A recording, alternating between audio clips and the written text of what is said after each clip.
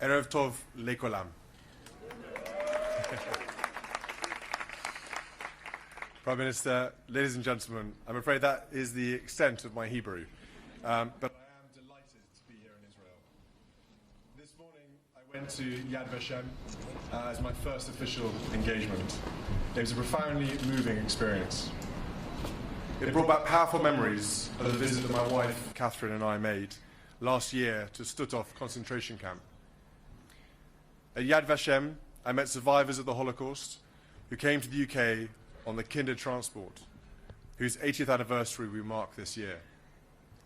I heard their stories of a new life made after the United Kingdom in Israel.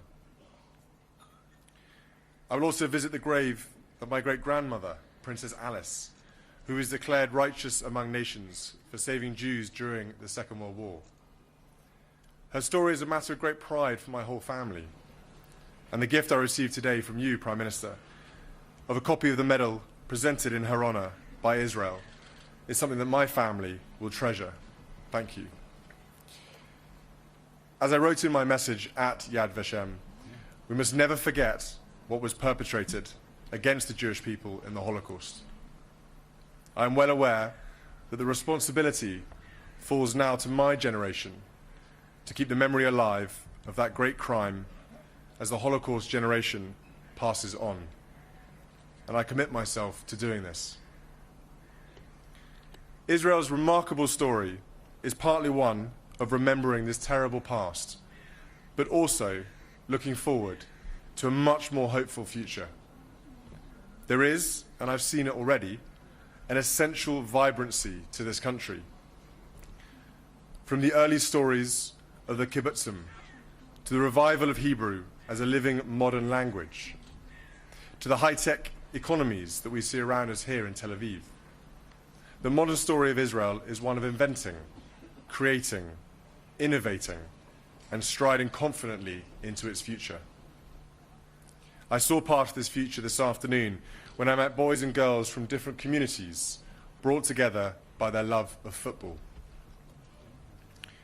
And I got a flavour today of the unique character of Tel Aviv, its flair and diversity, and its beach.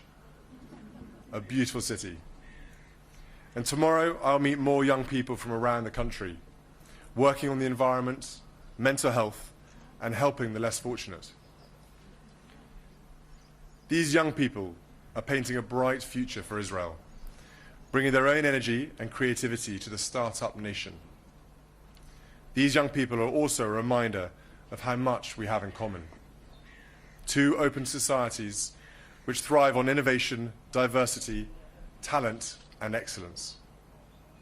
The ties between our two countries have never been stronger, whether in our record levels of trade and investment, our cooperation in science and technology, or the work we do together to keep our people safe. This region has a complicated and tragic history. In the past century, the people of the Middle East have suffered great sadness and loss. Never has hope and reconciliation been more needed. I know I share a desire with all of you and with your neighbours for a just and lasting peace. The United Kingdom stands with you as we work together for a peaceful and prosperous future. Thank you again for the warmth of your welcome. Enjoy your evening. Toda Rabbah. Well, there is